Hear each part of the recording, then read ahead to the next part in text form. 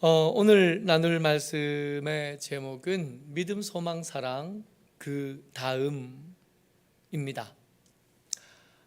믿음, 소망, 사랑에 대해서 우리는 말씀을 암송하면서 충분히 알고 있죠. 고린도전서 13장에 가면 사랑장이라고 별명이 붙은 이 성경에는 믿음, 소망, 사랑 이 세 가지는 항상 있을 것인데 그 중에 제일은 사랑이라 한 말씀으로 이 사랑장의 이야기를 마무리를 맺습니다. 우리 믿음의 지향점이지요. 우리가 어떤 사람이냐 하면 믿음 있는 사람인 겁니다. 우리는 사랑하는 사람이고 우리는 소망을 가진 사람인 거죠. 근데 오늘 데살로니가 성경을 읽으면서 이게 우리가 소유한 믿음, 우리가 품었던 사랑, 그리고 우리가 삶의 지향점을 삼는 소망에 대한 이야기, 이것이 단순히 여기서 끝나는 이야기가 아니다 한 이야기를 하려고 합니다. 그 다음 레벨이 있다는 거예요. 믿음 그 다음 레벨이 있고, 소망 그 다음 레벨이 있고, 사랑 그 다음 레벨이 있다는 겁니다. 특별히 대단한 것을 이야기하려는 건 아닙니다. 믿음으로 살아가다 보면 경험하게 되는 것, 그게 다음 레벨이고요. 사랑하다 보면 당연하다는 듯이 알게 되는 그 다음 레벨, 소망을 가진 사람들이 마땅히 경험하게 될 그 다음 레벨입니다. 역사와 수고와 인내입니다. 오늘 우리가 읽었던 말씀입니다. 데살로니가서 교회 성도들이 품었던 신앙의 모습이 이렇게 등장합니다. 3절 말씀이요. 같이 읽죠. 시작. 너희의 믿음의 역사와 사랑의 수고와 우리 주 예수 그리스도에 대한 소망의 인내를 우리 하나님 아버지 앞에서 끊임없이 기억하미니. 아멘. 여러분, 우리가 어디까지 가야 되냐면 적어도 여기까지는 가야 되는 겁니다. 특별한 이야기는 없어요. 알던 이야기입니다. 믿음이요. 우리가 가진 믿음이 결코 작은 거 아니잖아요. 우리가 가진 믿음은 우리의 삶을 통째로 바꿀 만한 혁명적인 것이거든요. 근데 믿음 없던 사람이 믿음이 생겼어요. 혁명이 일어난다니까요. 그동안 마땅히 하던 일들을 믿음을 가지고 보니까 할 수 없게 된 것들이 하나씩 생겨나면서 그것들이 숫자를 더해가는. 근데 그렇게 믿음으로 살다 보니까 안 될 것 같은데 되는 삶을 경험하는 거죠.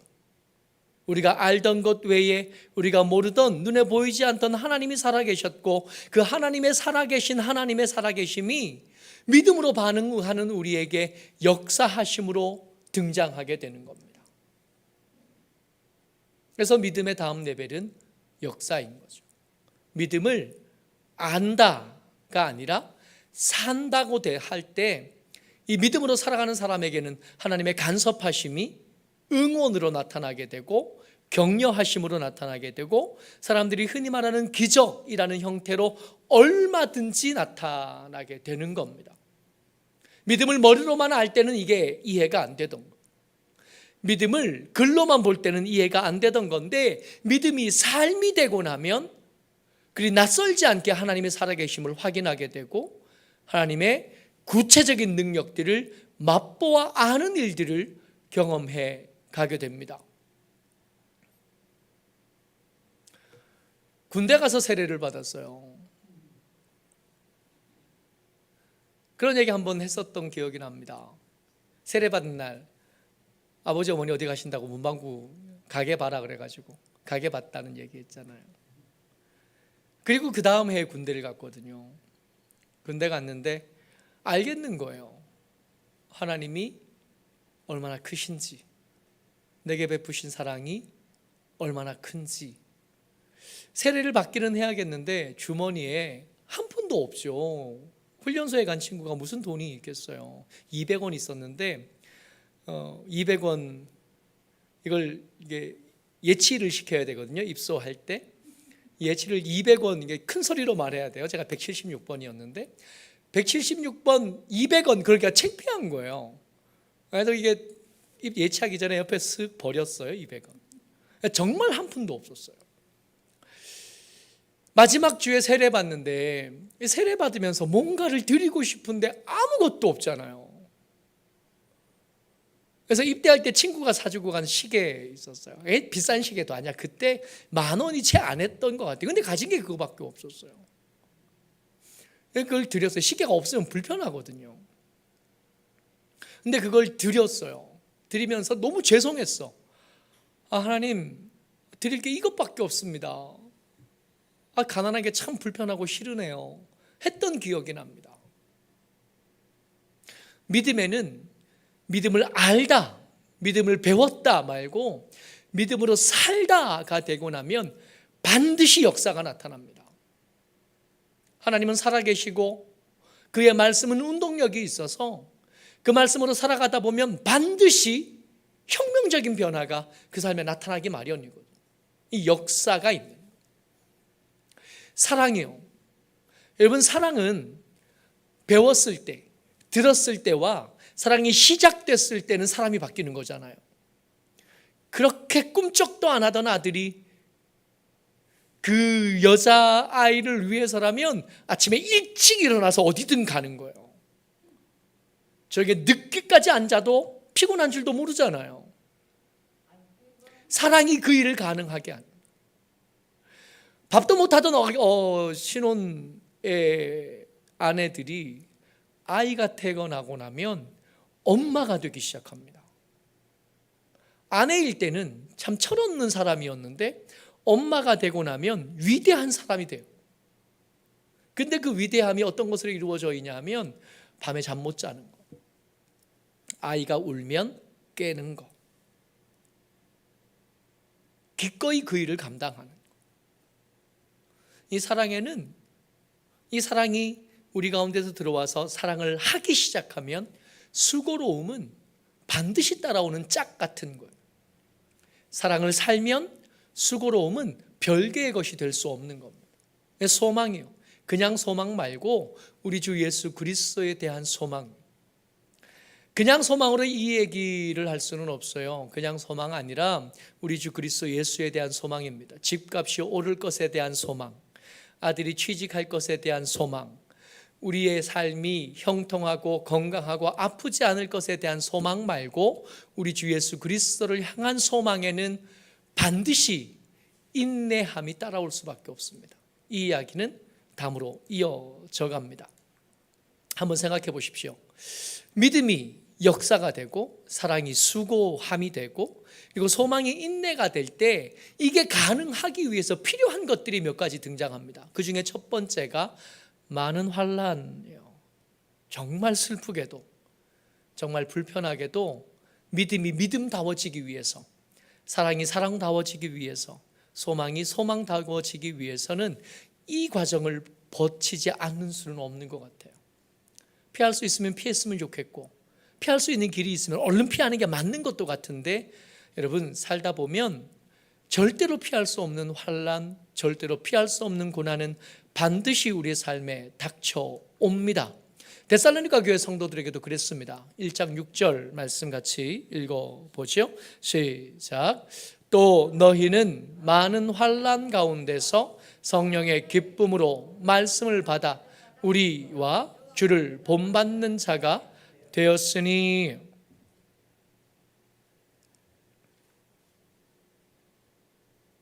많은 환난 가운데서 믿음을 얻은 사람들이 데살로니가 교회 성도들입니다. 예수 믿으면 복 받습니다. 예수 믿으면 병도 낫습니다. 예수 믿으면 아픈 것도 낫고 아들도 잘 되고 삶이 잘 됩니다. 그렇게 말할 수 있으면 좋겠는데 데살로니가 교회, 적어도 데살로니가 교회 성도들은 이 일에서 예외였습니다. 왜냐하면 데살로니가 교회 성도들에게 복음을 처음 전한 사람들이 바울과 실라와 디모데잖아요. 이게 바울과 실라가 데살로니가에 도착할 때 이 빌립보에서 재판 없이 두들겨 맞아가지고 밤새도록 거기서 찬미하다가 감옥터가 흔들리고 거기서 간수를 전도하는 일들이 있었던 그 다음 날이에요. 그러니까 아직 두들겨 맞은 상처가 다 낫지 않았던. 몸이 만신창이가 되어 있고 겨우 받은 치료로 붕대로 묶어져 있는 상태인 거예요. 데살로니가 교회에서 사도 바울이 머물렀던 기간이 3주간입니다. 그러니까 복음을 들을 수 있는 기간도 3주간밖에 안 돼요. 여러분, 우리가 우리 교회에서 새가족 성경 공부할 때 6주 합니다.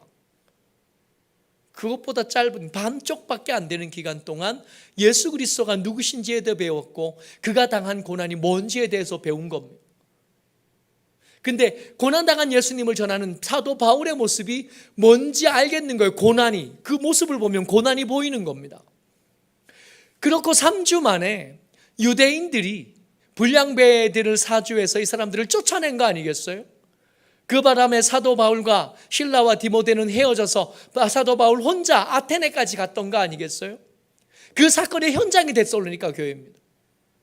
그러니까 이들에게 환난은 처음 예수 믿을 때부터 시작해서 처음 예수님에게서부터 보고 예수님의 복음을 들을 때 그 변해주는 사람으로부터 들을 때부터 시작해서 그 사람들이 쫓겨날 때까지 끊임없이 환난으로 이어져 갔던 거예요.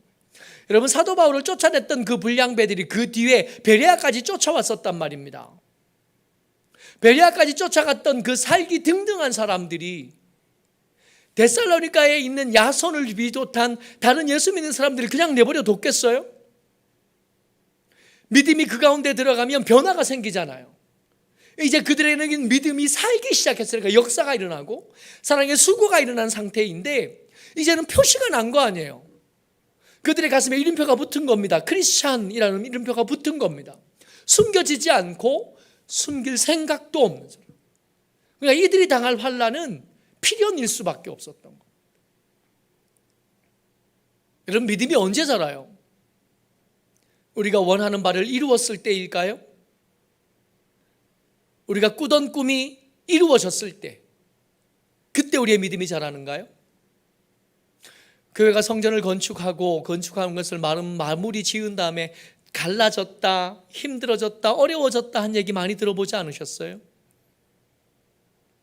잘 살던 부부가 부자가 된 다음에 남편이 바람나고 아내가 딴짓한다더라 하는 얘기 많이 들어보지 않았던가요? 아플 때 믿음을 얻었던 사람이 병 낫고 나니까 교회 나오지 않게 되었다더라 한 얘기 많이 들어보지 않았어요? 여러분, 믿음이 언제 자랍니까? 정말 슬프지만, 정말 안 그랬으면 좋겠지만 우리의 삶이 잘 풀릴 때 우리는 교회 오지 않습니다. 신앙생활을 하지 않는 아들들 보면서 우리 마음에 조금씩 불안감이 생겨나잖아요. 하나님께서 저를 포기하지는 않으실 테고 저를 부르실 때는 힘든 일이 생길 수 있을 텐데 하는 생각들 우리 가운데 있지 않아요? 그냥 그 삶들이 그대로 잘 풀리면 영영 멀리 가게 될 거라는 거 우리 알잖아요. 이거 저만 가지는 불안감입니까? 그렇지 않지 않아요? 언젠간 하나님께서 저 다리를 부러뜨리시겠지. 다리가 부러진 다음에 겨우 올 테고 그런 다음에 옛날에 그럴 걸 하는 후회를 하겠지 하는 생각 우리 하지 않습니까? 믿음 언제 자라죠? 기도하는 바가 이루어지면 아닐지도 모릅니다. 하나님께서 우리의 기도를 거절하실 때, 하나님께서 우리에게 침묵하실 때, 하나님께서 당신의 살아계심을 우리에게서 숨기실 때, 그때 우리의 믿음은 조금씩 자라갑니다. 그때 우리의 믿음은 역사를 경험하게 되고 하나님 살아계시다는 걸 알게 되는 거예요. 여러분, 훈련소 때 꽤 힘들었거든요. 그때 믿음이 생기더라고요. 10월 23일 날 군대 가서 12월 달 훈련소에 있었는데 우리 앞기수가 수료한대요. 앞기수가 수료한다 그러니까 청소를 해야 되잖아요. 이게 수료식 때 연대장도 오고 높은 분들 많이 오시니까 그러니까 청소를 하는데 그 겨울에 청소를 어떻게 하냐면 문부터 이게 연병장까지 오는 그 길을 빗자루로 쓸어요. 빗자루로 쓸어가니까 소방차가 이렇게 오더니 물을 이렇게 뿌려요. 걸레 하나씩 쥐면서 닦으래요. 그래서 아스팔트 도로를 닦아봤어요. 믿음이 생기더라니까. 기도가 절로 나와. 하나님의 사랑이 얼마나 큰지 그러고면서 알아가더라고요. 저만 그런 거 아니죠? 우리의 삶이 힘들 때, 어려울 때, 기도할 수밖에 없을 때, 그때 우리 믿음이 자랐던. 여러분, 믿음의 다음 단계, 다음 레벨로 언제 가냐 하면 환난을 경험할 때 갑니다. 그러니까 고백할 수밖에 없어요. 환난은 어쩌면 우리에게 유익하고 우리 믿음을 위한 걸음이 되겠구나. 쫓아가서 찾아가서 억지로 만날 일은 없지만 찾아왔을 때 도망갈 일도 아닐 수 있겠구나. 이 고난까지 하나님께서 내게 유익한 것으로 만드시고 나를 자라게 하시겠구나 하는 기대가 우리 가운데 있어야 합니다. 두 번째, 본을 봤다. 이거 본이 되다. 아까 우리가 3절, 6절 말씀 읽을 때 우리와 주를 본받는 자가 되었다 그랬어요. 7절 말씀입니다. 6절 아니고 7절이에요. 같이요. 시작. 그러므로 너희가 마게도냐와 아가야에 있는 모든 믿는 자의 본이 되었느니라. 우리 이 사람들이 환난당한 사람 바울에게서 복음을 들었잖아요. 그 복음의 내용은 뭐였냐면 예수 그리스도께서 너희들을 위해서 고난받으셨다, 그리고 죽으셨고 부활하셨다 한 얘기를 환난당한 바울에게서 들은 겁니다. 그리고 그 복음을 듣고 그 믿음을 살기 시작하면서 고난당하는 사람이 됐어요. 어느샌가 이 사람들의 이야기가 마게도냐와 아가야에 이렇게 퍼져가기 시작합니다. 저 사람들처럼 하면 믿음이 생기는 거래. 여기서 본이 되다라고 하는 말씀의 이 단어의 뜻이 뭐냐면, 왜 그거 있잖아요. 그 떡살이라고 부르던데 찾아보니까 이게 왜 떡을 그 절편 같은 걸 이렇게 쌀을 찧어서 이게 쫀득쫀득하게 만든 다음에 이렇게 꾹꾹 눌러서 그 위에다가 빗살 무늬 같은 이게 무늬 만드는 거, 이걸 떡살이라고 부른대요. 떡살 혹은 다식판 모양틀 이렇게 부른답니다. 이 본이 그런 말이에요. 도장 같은 거예요. 찍으면 진흙에 그 모양이 그대로 남는 거, 떡에다 찍으면 떡에 그 모양이 남는 거. 이 사람들의 믿음, 이 많은 환난을 당하면서 믿음을 얻고 믿음대로 살아가면서 예수 그리스도를 본받고 사도 바울을 본받은 그 사람들이 이제는 어떻게 됐냐면 주변 사람들에게 믿으면 저렇게 되는 거구나 하는 사람이 되어진 겁니다.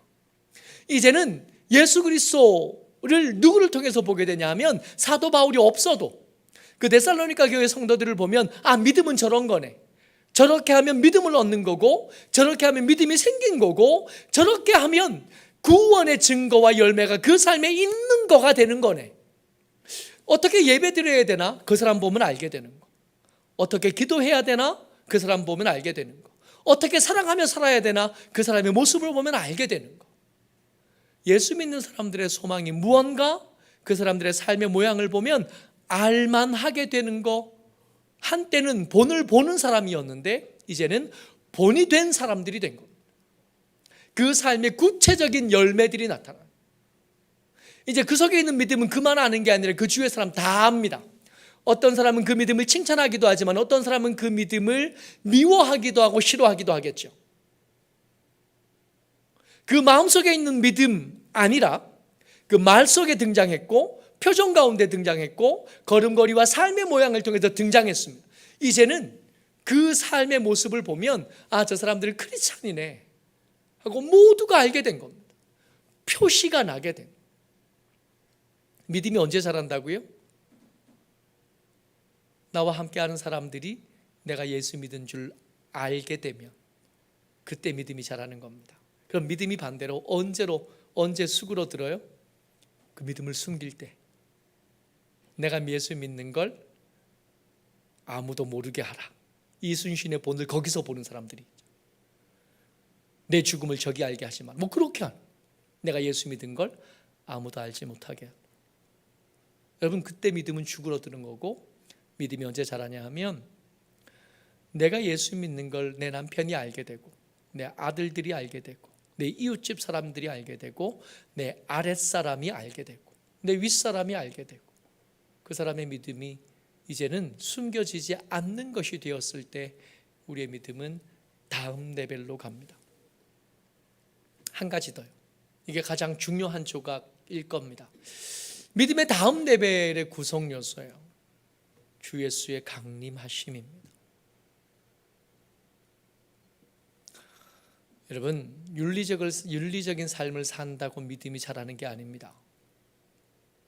선한 삶을 사는 게 굉장히 중요하지만 그것만 가지고 믿음이 자라지는 않습니다. 우리보다 더 선한 삶을 사는 믿음 없는 사람들 얼마든지 있을 수 있잖아요. 우리보다 선한 삶을 사는 불교 신자들 있을 수 있고 무슬림들 있을 수 있고 얼마든지 가능하지 않겠어요? 믿음이 자라기 위해서 가장 중요하고 또 마지막 조각은 예수님의 강림하심을 믿는가입니다. 10절 말씀 같이 읽습니다. 시작. 또 죽은 자들 가운데서 다시 살리신 그의 아들이 하늘로부터 강림하실 것을 너희가 어떻게 기다리는지를 말하니 이는 장래의 노하심에서 우리를 건지시는 예수시니라. 아멘. 예수님의 강림하심을 믿는 거예요. 여기서 강림하심은 재림이십니다. 예수님이 다시 오실 걸 믿는다는 거예요. 때로 믿음을 포기하고 싶을 때 있거든요. 믿음이 흔들리는 때도 있거든요. 그럼에도 불구하고 그 흔들리는 믿음을 부여잡고 오늘을 버텨낸 이유가 뭐냐 하면 다시 오실 예수님이 무서웠어요. 다시 오실 예수님이 기대가 됐어요. 다시 오실 예수님 만났을 때 부끄러울까 봐. 다시 오실 예수님에게 그 일이 죄송할까 봐 하루를 더 버티는 거 아니겠어요? 아픈 사람들이 생기면 열심히 기도해 주긴 합니다만은 한편으로 드는 생각은 여러분 너무 안 죽으려고 하는 것도 좀 문제다 싶은 생각은 드는 겁니다. 죽어야 되지 않겠어요? 그렇지 않아요? 이 얘기를 중환자가실 가서는 못하지. 중환자실 가서는 하나님 어떻게든 이 사람을 살려주셔야 됩니다. 하지만 여기 우리 나올 수 있고 여기 나와서 함께 예배 드릴 수 있는 여러분들과 제가 기억은 하셔야 돼요. 죽어야 되지 않겠어요? 언제든 우리 죽어서 가야 되죠. 예수님이 재림하시는 걸 믿는다면 여기 있는 게 능사가 아니란 것 좀 마음 한구석에 이렇게 보험처럼 들어놓고 살아야 되는 거 아니겠어요? 예수님 다시 오십니다. 그러니 지금 당한 환난이 영원히 계속될 리가 없는 거고, 그래서 우리가 하는 수고가 수고로만 계속 이어지지 않을 겁니다. 믿음의 역사를 경험하지만 끊임없이 반복되는 환난에 마음이 주눅들 때가 있는데 그때마다 계속 되뇌이는 거예요. 예수님 다시 오십니다. 예수님 다시 오셔서 우리의 수고한 어깨를 주물러 주실 거고 수고한 등을 두드려 주실 겁니다. 잘했다고, 수고했다고, 내가 네 수고를 알고 네 눈물을 알고 내 서러움을 안다고, 열심히 계획하고 준비하고 최선을 다해서 오늘을 살아가지만 그럼에도 불구하고 마음 한구석에 보험 들어놓은 것처럼 이거 하나 꽉 붙잡고 있는 거 아니겠어요? 예수님 다시 오십니다. 이 땅, 이 세상이 영원히 계속되지 않을 겁니다. 그래서 조바심 나기도 하고, 그래서 든든하기도 하고, 그래서 겁이 좀 없어지기도 하는 거예요. 괜찮다고, 예수님 오실 거라. 망한 것 같아도 그렇지 않다고, 예수님 다시 오실 거라. 그러니 괜찮다고. 그거 붙잡고 오늘도 환난 많은 세상을 믿음지키면서 살아내는 것. 수고로움이 뼈에 삭 붙이지만 그럼에도 불구하고 사랑하는 일을 포기하지 않는 것. 역사는 계속 일어나는데 그런다고 해서 삶이 갑자기 안 나아지잖아요. 그럼에도 그 삶을 계속 이어갈 수 있는 것은 예수님이 다시 오실 것에 대한 확신, 예수님이 다시 오실 것에 대한 굳건한 신뢰가 우리를 오늘도 믿음으로 살아가게 만들어내는 겁니다. 여러분, 믿음에는 다음 레벨이 있습니다. 믿음의 다음 레벨, 믿음의 열매, 믿음의 증거는 역사, 사랑에는 수고, 그리고 소망에는 인내함입니다. 그래서 견뎌낼 수 있는, 여러분들과 제 믿음에 이런 열매들이 나타났으면 좋겠습니다. 열매들이 점점 커졌으면 좋겠고 점점 풍성해졌으면 좋겠습니다. 이게 그냥 될 리는 없죠. 당장 이야기의 거의 대부분이 환난으로 주고받고 있었습니다. 쉽다는 얘기 한 번도 할 수 없고 하지 않았습니다. 어렵지만 해야 될 일이고 또 할 수 있기도 합니다. 주의 도우심을 구하고 주의 도우심을 구하면서 일을 살아가는 거죠. 그래서 이 제목 가지고 말씀을 나눌 때는 사실은 말씀의 길이보다 기도의 길이가 훨씬 더 중요합니다. 하나님, 내 믿음의 역사가 나타나게 해주십시오. 우리의 사랑에 수고가 기꺼이 하는 것이 되게 하시고 우리 소망이 인내함으로 드러날 수 있게 도와주옵소서. 이게 우리 기도 제목입니다. 우리 같이 한번 기도하지요. 하나님, 우리 사랑의 역사가 나타나게 하시옵소서. 우리 사랑의 수고가 있게 하시고 우리 소망의 인내로 열매 맺게 하여 주옵소서. 우리 소리 내어서 같이 한번 기도합니다. 은혜가 많으신 아버지 하나님,